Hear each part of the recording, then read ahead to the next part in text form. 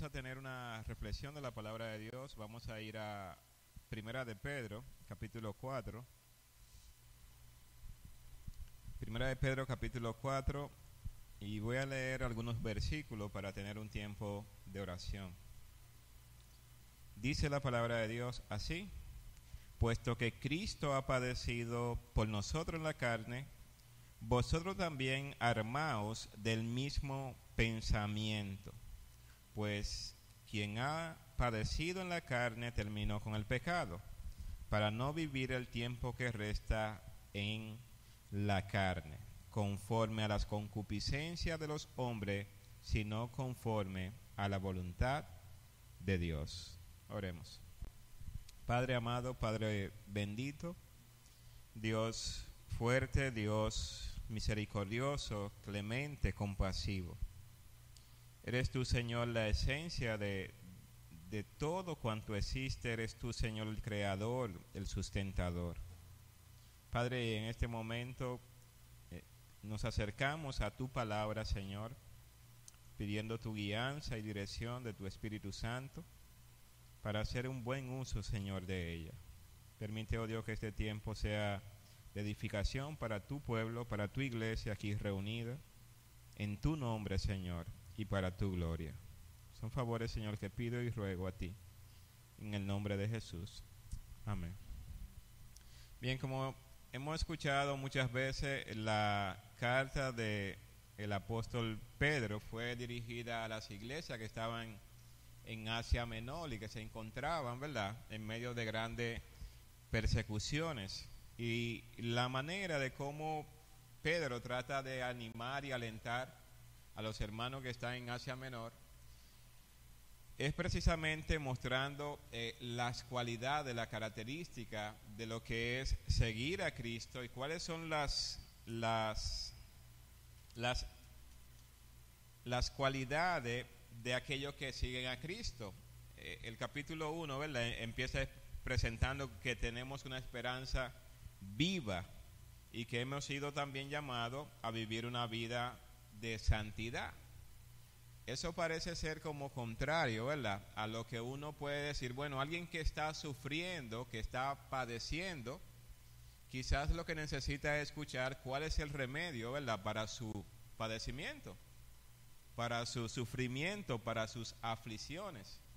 Sin embargo, para el cristiano, para vivir la vida cristiana, es necesario entonces saber que no es buscar evitar el sufrimiento lo que va a hacer que nosotros tengamos una vida cristiana victoriosa. No es evitarlo, no es tratar de salir huyendo también a las dificultades y demás, sino que el secreto, como Pedro lo presenta, es precisamente centrar su vida y su esperanza en la persona de Jesucristo. Y en ese sentido le habla entonces también de lo que es una vida santa. Como Cristo es santo, en medio de todo, también nosotros tenemos que desear ser santos. Y cuando llegamos entonces a este capítulo 4, el título dice: buenos administradores de la gracia de Dios. ¿Qué es, quién o qué es un administrador? Alguien, aquí vamos a hacerlo un poco participativo. ¿Qué es un administrador? Nuestra hermana Damari, que nos ilustre un poco ahí, que ella...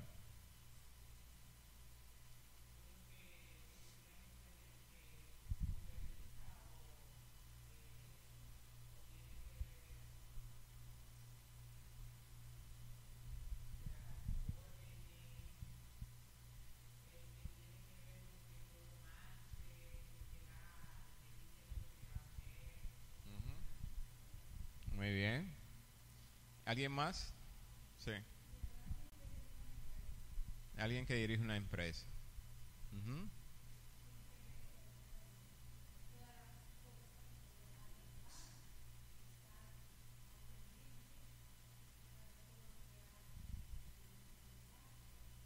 Ok. Muy bien. ¿Alguien más?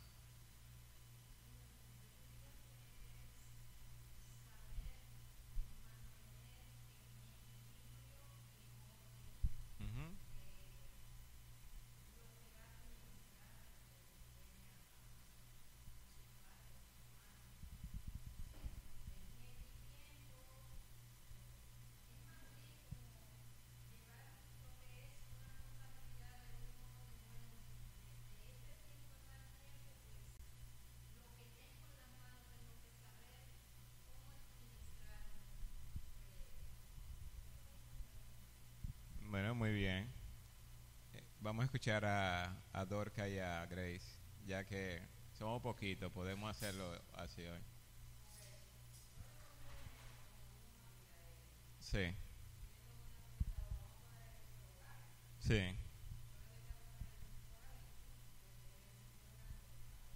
okay. Rinde.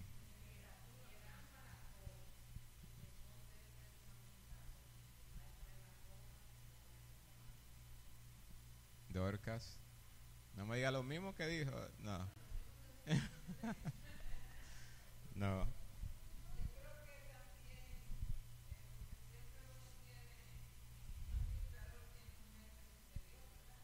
Sí. Que tiene que rendir cuentas, sí. Sí, sí. Sí, muy bien. Yo creo que todos han coincidido, ¿verdad? En los aspectos que tienen que ver con lo que es un administrador.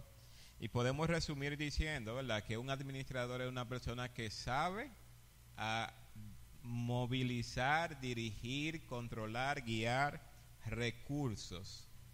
Es decir, él sabe lo que posee, sabe las carencias que tiene y sabe lo que necesita lograr. Por eso es que toma decisiones en base a lo que hay. Cuando Grace decía, ¿verdad? Hay 100 pesos, entonces con 100 pesos él sabe que no puede comprar muchas cosas, pero dice, yo puedo comprar algunas cosas. Entonces sabe las necesidades que hay y sabe qué hacer y qué no puede hacer, de modo que pueda hacer un buen uso de los recursos que tiene a su disposición. Y claro está, debe rendir cuenta. Precisamente la idea es que un administrador también debe presentar un reporte, un informe de los gastos y de las decisiones que toma y por qué la toma en ciertas circunstancias. Bueno, en este texto, este capítulo 4, el apóstol Pedro inicia diciendo, puesto que Cristo ha padecido por nosotros en la carne, vosotros también armaos del mismo pensamiento. Pues quien ha padecido en la carne terminó con el pecado. Y lo primero que él va a presentar aquí es el padecimiento. ¿Sabe qué? Es parte natural de la existencia. Porque él empieza diciéndole eso. Bueno, tenemos que partir, ¿verdad?, de que las condiciones del mundo, de este sistema en el cual nosotros vivimos, no son ideales. O sea, no son ideales en el sentido, como muchas veces uno dice, voy a hacer esto y me va a salir así. No, nadie puede tener garantía de que las decisiones que está tomando hoy son realmente las decisiones correctas, vamos a decirlo de esa manera. Sino que él sabe que hay incertidumbre, aún en las decisiones, cuando él tiene un 99% de éxito, él sabe que por lo menos existe un 1% de error. Y por lo tanto, es consciente más que nada de esas condiciones. Y aquí presenta, ¿verdad?, a la persona de Jesucristo. ¿Qué hizo Cristo? Él se hizo hombre y con eso lo que quiere es desmontar cualquier tipo de filosofía o enseñanza que se opone a la Escritura, diciendo que Jesucristo no fue un hombre, un ser humano de carne y hueso más que nada. Y así como él era hombre, pues obviamente el texto está presentando que él también padeció en este cuerpo que se va degradando. Tuvo hambre, tuvo sed, sufrió el látigo también, la crucifixión.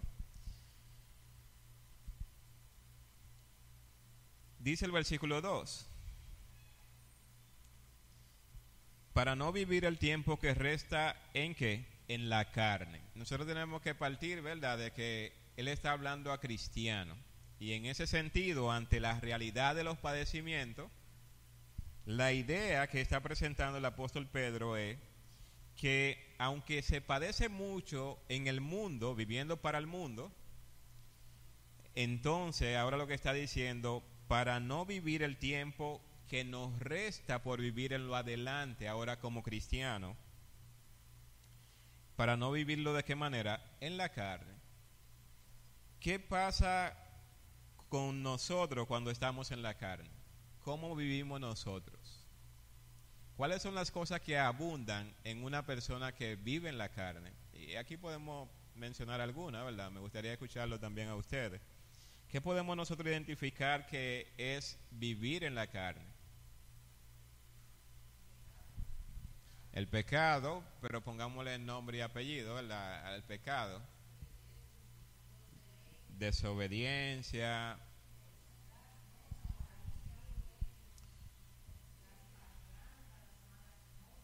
Sí. Digamos que eso nosotros lo podemos identificar con mucha facilidad.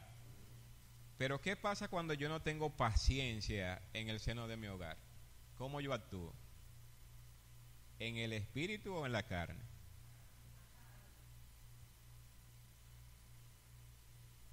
Entonces, Pedro está diciendo aquí, para no vivir lo que a nosotros nos resta por vivir conforme a las concupiscencias de los hombres, sino conforme a la voluntad de Dios.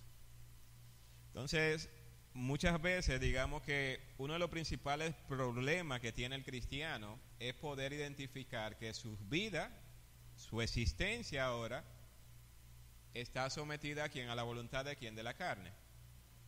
No, o sea, la idea es que Cristo nos libertó, ¿verdad?, de la esclavitud del pecado, para que ya el pecado no sea el amo nuestro, en el sentido de que vivamos una vida pecaminosa.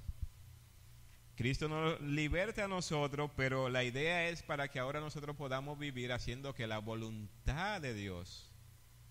Y cuando uno entonces se autoanaliza o se evalúa, esa reflexión que muchas veces uno hace, es decir, yo soy paciente en el hogar. Y entonces ahí tiene que llegar este texto para decir, yo estoy viviendo en la carne en este aspecto o en este aspecto. Y hermano, ese tipo de análisis es algo saludable para nuestras vidas. Muchas veces pensamos que el fruto del pecado o las obras del pecado, la carne, son aquellas cosas que son muy sonoros, ¿verdad? Que son escandalosas. Robó, mató, codició, adulteró, fornicó. Esas son las cosas como escandalosas. Sin embargo, en nuestras vidas hay pequeñas cosas que suceden día a día, ¿verdad?, que muchas veces nosotros simplemente las pasamos por alto. Y lo que llegamos a pensar es que yo soy así, impaciente.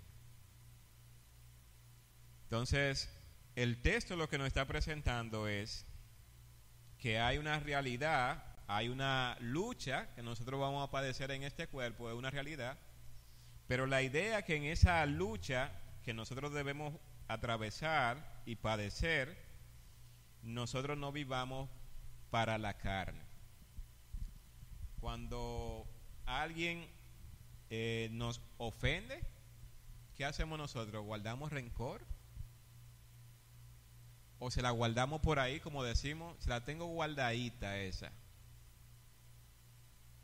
¿Qué dice la Biblia que hay que hacer? Si tu hermano peca contra ti, ¿qué debe hacer? Ve y habla con tu hermano estando solo primero. Pero ¿qué hacemos? Me disgustó tal o cual cosa. ¿Qué hago? Lo guardo. Y no solamente lo guardo, voy y lo converso con quien no debo conversarlo también.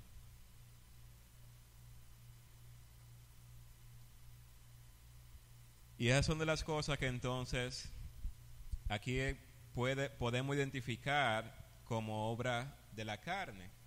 Y eso no es conforme a la voluntad de Dios. En ese sentido, entonces, para ser un buen administrador, yo debo saber con qué yo cuento, cuáles son los recursos de gracia que Dios ha puesto a mi disposición, ¿verdad? En lugar de guardar rencor, no, yo busco conciliar. En lugar de ir y decirle a una persona que no es la adecuada, la correcta, voy donde la persona que sí debo de ir y asistir. Dice el versículo 3, basta ya el tiempo pasado para haber hecho lo que agrada a los gentiles, andando ¿en qué? En lascivia, concupiscencias, embriagueces, orgías, disipación y abominable idolatría. Cuando nosotros somos capaces, ¿verdad?, de identificar cuáles son las cosas de las cuales nosotros debemos huir y no caer en ella, ni practicarla, ni vivirla, ni verla como algo normal, dice el versículo 4 que a esto le parece cosa extraña que vosotros no corráis con ello en el mismo desenfreno de disolución y os ultraje. ¿Qué le es extraño para el mundo, para el hombre que está sin Dios? Alguien que está viviendo conforme a la voluntad de Dios, para ello es extraño.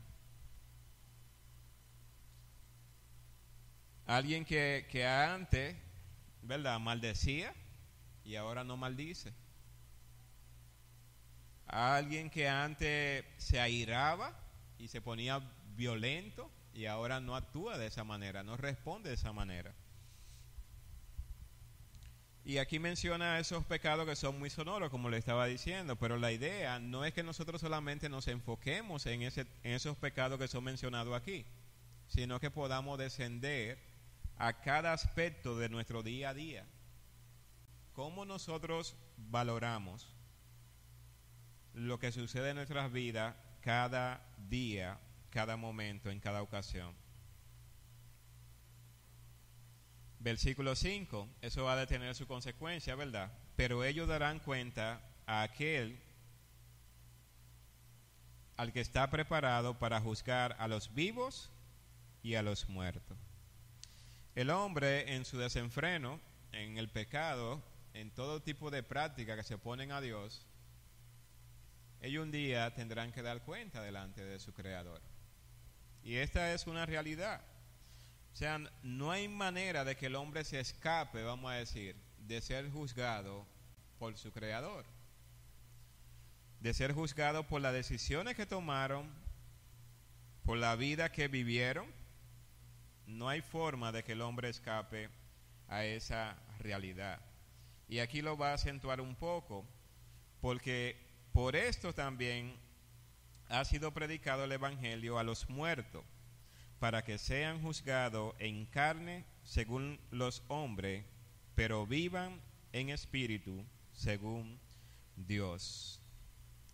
La idea es que el Evangelio ha sido predicado, no es ahora, o sea, las personas que están fallecidas tuvieron en su momento personas que predicaron el Evangelio. Eso es lo que quiere decir. No es que uno va a la cementerio, ¿verdad?, y empieza a predicarle, dije ahí, no, esa no es la idea. La idea es que en cada época, Dios ha tenido personas, ¿verdad?, para llevar el mensaje de salvación. ¿Cómo fue en los días de Noé? ¿Cómo Dios predicó, vamos a decir, el mensaje de salvación? ¿De qué manera? Noé estaba construyendo un arca y la gente veía eso y decía, pero ¿está loco? Pero nunca ha llovido. ¿Verdad? Esas son formas de cómo Dios predicó en ese momento. De igual manera la gente de Nínive, cómo fue y predicó allí también en Nínive el evangelio de salvación. Va a ser destruido, arrepiéntanse. Es decir, que en cada época Dios ha utilizado su mensajero precisamente para llevar el mensaje de salvación. Versículo 7. Mas el fin de todas las cosas se acerca. Y como todo buen administrador sabe que todo apunta hacia un objetivo o a un fin, vamos a decirlo así. Mas el fin de todas las cosas se acerca. Ante esa realidad, ¿qué nosotros debemos hacer? Sed pues sobrio y velad en oración. Si algo, hermanos, está afectando seriamente la iglesia de hoy, es la falta de oración. la falta de buscar a Dios como pueblo de Dios, unido. Buscar a Dios en oración es cada vez más escaso en las iglesias del siglo XXI. Si uno evalúa, ¿verdad? La iglesia hace 20 años, o 10 años, o 15 años hacia atrás, uno se da cuenta que los tiempos de oración eran más numerosos. Había un fervor por buscar a Dios en oración. Bueno, alguien que es un buen administrador se da cuenta de que los tiempos son difíciles, ¿verdad? Y él procura estar como sobrio. ¿Y cuál es la idea que presenta la palabra sobrio? ¿Cómo? Despierto. ¿Cuál otra palabra podemos utilizar para sobrio? Atento, alerta. Y estar sobrio sería lo opuesto, ¿verdad? A estar como embriagado. La idea es que alguien que está embriagado es dominado, guiado por aquello que ingiere, más que nada, digámoslo así, es lo que hace el alcohol. Inhibe el control de las personas, de tal manera que quien gobierna o lo dirige realmente es su concupiscencia. Entonces, en ese sentido, la idea de velar, ser sobrio, es estar despierto. Y esto tiene que ver mucho entonces con lo que es el mundo. ¿Cómo anda el mundo en el día de hoy? ¿Detrás de qué cosa anda el mundo? ¿Cuáles son las cosas que cautivan al hombre en el mundo en el día de hoy? Escucho ahí a cada uno de ustedes. ¿Qué podemos identificar? Sí, María. Los afanes.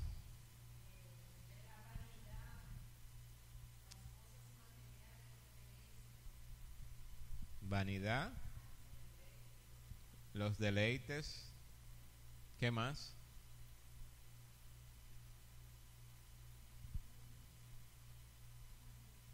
La ambición. ¿Qué más?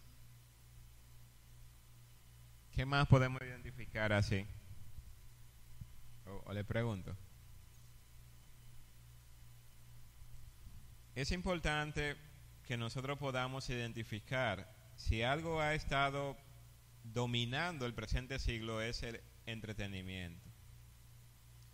Y el entretenimiento tiene muchas vertientes, ¿verdad? O sea, para una persona puede ser una cosa, para otro puede ser otra. Pero el entretenimiento, lo que sucede es que es algo que al final carece de sustancia, de valor. Y yo no soy antideportivo en ningún sentido de la palabra.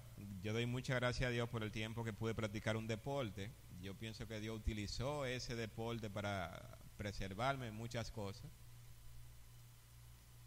Pero ¿qué cosas nosotros priorizamos en el día de hoy? En estos días, ¿verdad? Se hizo viral una imagen de una persona, como está el Mundial de Fútbol. Estaba en una iglesia, aparentemente una iglesia católica, estaban dando la misa, y el hombre tenía su pantalla de teléfono ahí viendo el juego de fútbol mientras estaba dando la misa. Y uno ve eso y uno se puede reír. Pero eso muestra también cómo está el hombre en el día de hoy. Cómo en dedicar tiempo a lo que sí es importante, a Dios, a su palabra, buscar el rostro de Dios en oración, unido con un mismo propósito de clamar a Dios, pero se prioriza en el día de hoy más lo que es el entretenimiento, que carece de sustancia, de provecho para la vida espiritual futura y la vida aquí y ahora. ¿Cómo dedicamos tanto tiempo a aquello que no es provechoso? Si nosotros vemos, ¿verdad?, el tiempo que pasamos en pantalla del teléfono, y yo sé que dentro de ese tiempo puede estar incluso predicaciones que usted puede escuchar, la transmisión del culto, programa muy bueno que usted puede hacer, escuchar a través de ese medio. Pero el entretenimiento cautiva, hermanos. Usted se pone a ver cualquiera de las redes y usted dura buen tiempo ahí, como si nada, y usted se le va el tiempo rapidísimo. Pero póngase a orar, a ver si a los 5 o 10 minutos ya usted no quiere levantarse y decir, ya el Señor conoce todo lo que yo le voy a decir. Y hemos perdido de vista, no hemos dejado embriagar realmente por el mundo y lo que el mundo ofrece. En el día de hoy se le da más importancia al entretenimiento que a lo que es provechoso para nuestra alma, para nuestras vidas, para la vida de la iglesia de Jesucristo que Él ganó con su sangre. Hoy en día le damos más importancia, más prioridad al entretenimiento que a la oración, que a la comunión los unos con los otros. Y en ese sentido, Pedro está diciendo que debemos ser como buenos administradores. No es que no vayamos a un extremo ahora de decir, no, que es malo. No, hay momentos que usted puede tomar para disipar, para compartir aún con la misma familia algún tipo de entretenimiento sano. Pero ese no debe ser el ídolo que nosotros solamente adornemos con nuestro ser y con nuestras vidas, sino que debemos centrar todo en Dios y en su palabra. Versículo 8 dice, ante todo, tened entre vosotros ferviente amor, porque el amor cubrirá multitud de pecados. Si algo ha perdido de vista junto con no buscar a Dios en oración, no orar, es precisamente el descuido de crecer en cuanto al amor fraternal entre los miembros de la iglesia. ¿Por qué yo no amo más a mi hermano que lo que lo amaba ayer? Quizás son de las preguntas que no nos hacemos. ¿Por qué mi relación no es más estrecha? ¿Por qué mi relación no ha avanzado lo suficiente con los miembros de la congregación? Y claro, cuando usted está buscando amar, no es un tema teórico, ¿verdad? Sabemos que no es algo teórico. Digamos que nosotros cantamos en este lugar, hermano, te amo, pero no es un tema única y exclusivamente teórico. Quizás eso sirve como también el salmista, ¿verdad? En el Salmo 103 que dice, bendice alma mía Jehová y bendiga mi ser. Y no olvide, eso es como él diciéndoselo a sí mismo, ¿verdad? No te olvides de todos los beneficios que tú recibes de Dios. Bueno, cuando nosotros cantamos hermano te amo, es como una reflexión también diciendo yo tengo que amar a mi hermano realmente. No te olvides de que tienes que amar a tu hermano. Pero eso debe ser llevado a la práctica. Si lo dejamos solamente allí, en el yo tengo que amar a mi hermano, pero yo no llevo eso a una meditación que me lleve a mí a la acción, entonces no tiene fruto, no tiene provecho. ¿Por qué tanta dificultad en la iglesia de hoy? ¿Por qué tantos hermanos que son enemigos? No, yo no paso a fulana o a fulano. Yo no me llevo con ese hermano o con esa hermana. falta de amor. Falta de amor. La idea del amor que debemos nosotros tener es precisamente como Cristo mostró, ¿verdad? Dios amó al mundo, ¿qué hizo? Dio a su Hijo unigénito para que todo aquel que en Él cree no se pierda, mas tenga vida eterna. Ahora, eso mismo tenemos que pensar nosotros. Yo amo a mi hermano, o sea, ¿qué yo le estoy dando? ¿Qué yo le estoy entregando a mi hermano para mostrar ese amor?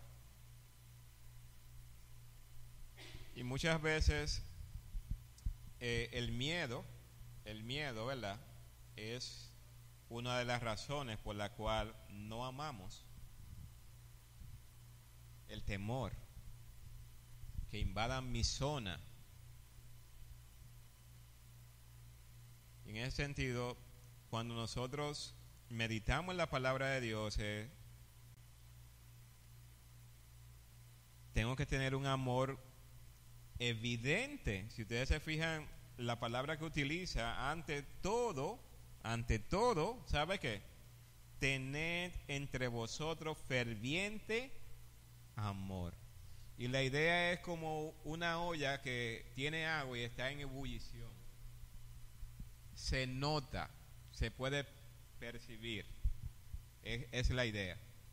Algo que resalta, que es evidente.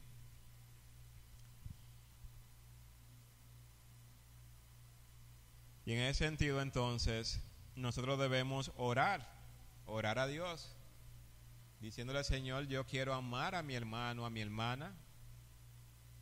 Yo quiero mostrar ese amor a mi hermano y a mi hermana. ¿Cómo? Muéstrame, Señor.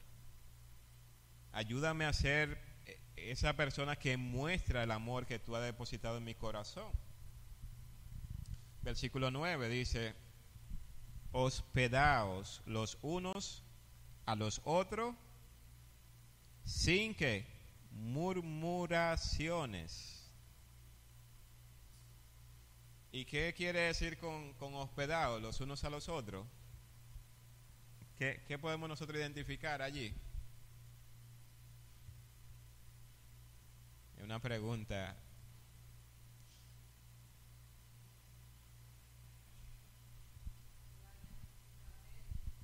Sí. Ok.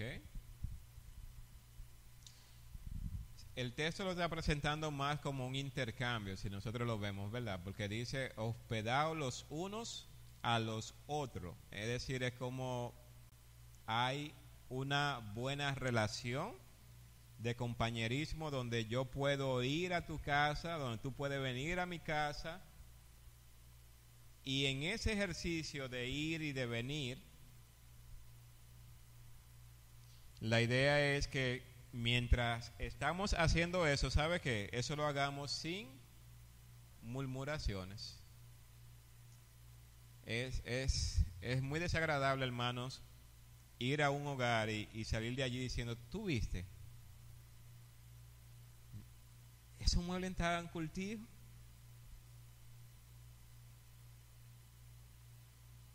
O los que están en la casa, esa gente que vinieron no tienen costumbre.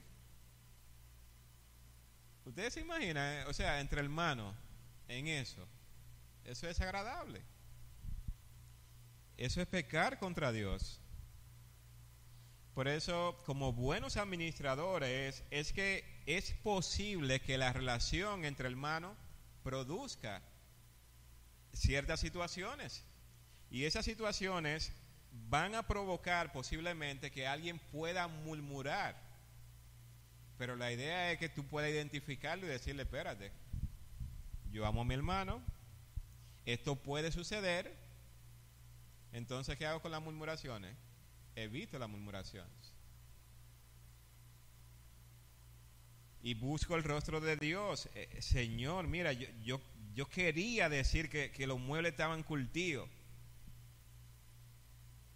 Pero qué bueno, Señor, que tú pusiste de tu gracia en mí para yo no decir ese tipo de comentario que es destructivo.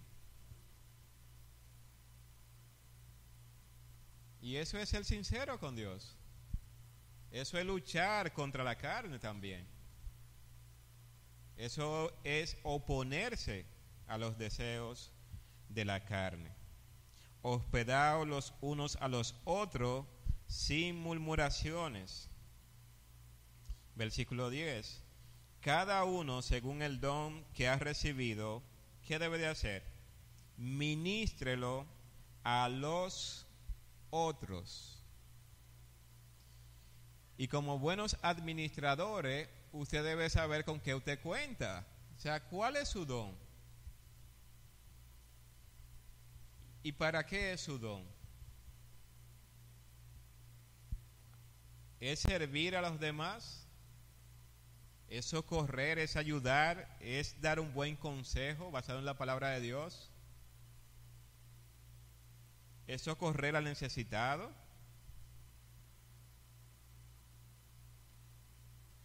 ¿Cómo yo utilizo lo que tengo realmente en provecho y en beneficio de mis hermanos? ¿Cómo el conocimiento que Dios me ha dado por su gracia, yo puedo utilizarlo? ¿De qué manera lo puedo utilizar? Cada uno según el don que ha recibido, ministrelo a los otros. ¿Cómo qué? Como buenos administradores de la multiforme gracia de Dios. Es decir, que en el cuerpo de Cristo no hay nadie, hermano, que no tenga dones. Todos tenemos. Y posiblemente en lo que tú eres muy bueno, el otro no lo es. Posiblemente tú tengas que ayudar a crecer a otro en lo que él no es. Pero como todo buen administrador lo que hace es que identificar los recursos. ¿Qué hace un administrador? Yo tengo los 100 pesos. ¿Con eso qué cuento? ¿No cuento con más?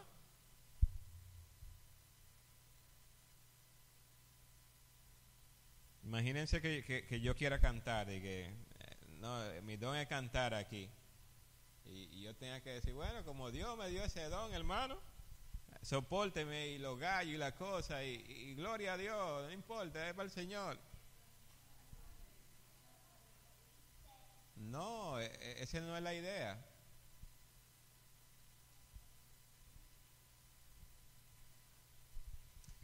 En ese sentido, entonces, estamos hablando que cada uno tiene que poner en ejecución lo que Dios le ha concedido, le ha dado.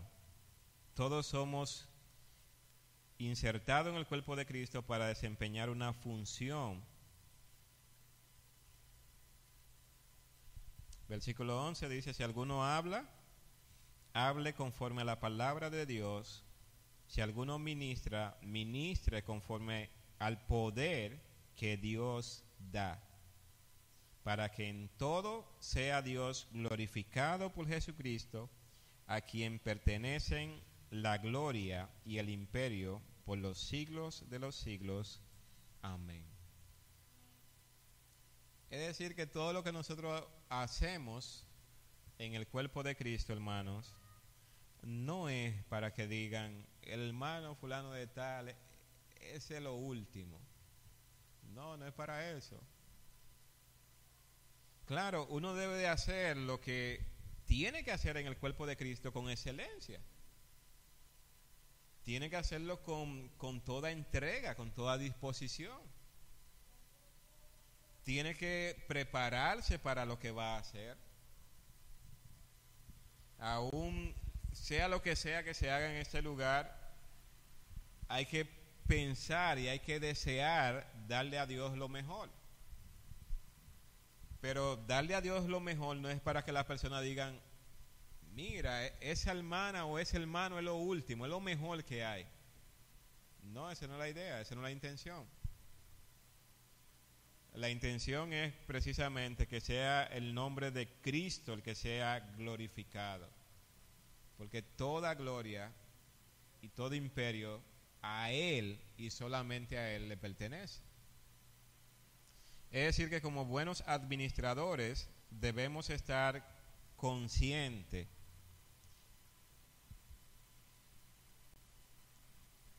Damos gracias, hermanos, por los hermanos que tenemos en nuestra congregación, que sirven en diferentes áreas y lo hacen bien. Gloria a Dios por ello. Pero al mirar a los hermanos haciendo una acción u otra con excelencia, es precisamente para dar gloria a Dios. Decir gloria a Dios, qué bueno. Qué bueno que tú utilizas a esta persona de esta manera, Señor. Y orar por esas personas mientras damos gloria a Dios. Pero si en lugar de dar gloria a Dios, lo que inunda nuestro corazón es la envidia, yo lo hago mejor que ella o que él. Imagínense eso.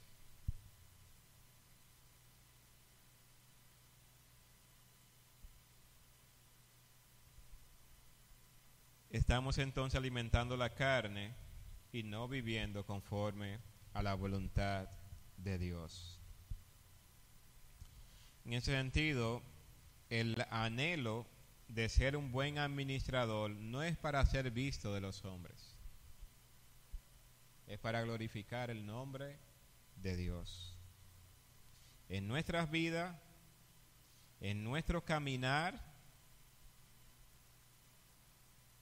como buenos administradores. La idea es que también cada uno de nosotros va a dar cuenta, ¿verdad? Como así los que recibieron los talentos. Recordamos, ¿verdad? Las predicaciones. A cada uno se le dio y cada uno tuvo que dar cuenta. ¿Qué será cuando estemos delante del Señor?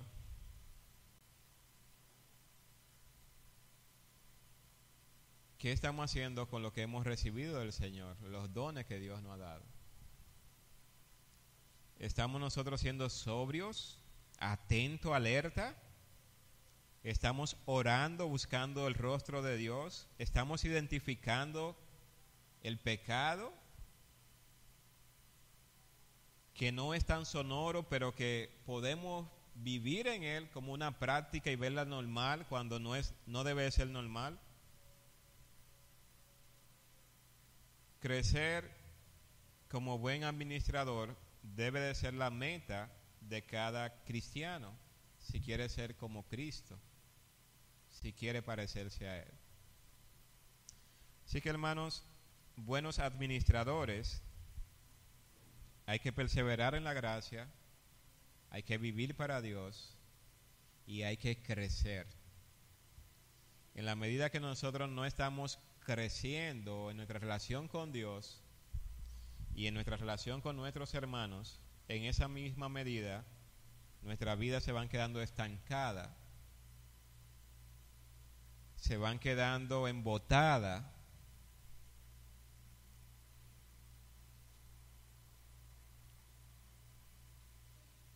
y estamos enterrando entonces el talento, los dones que Dios nos ha dado.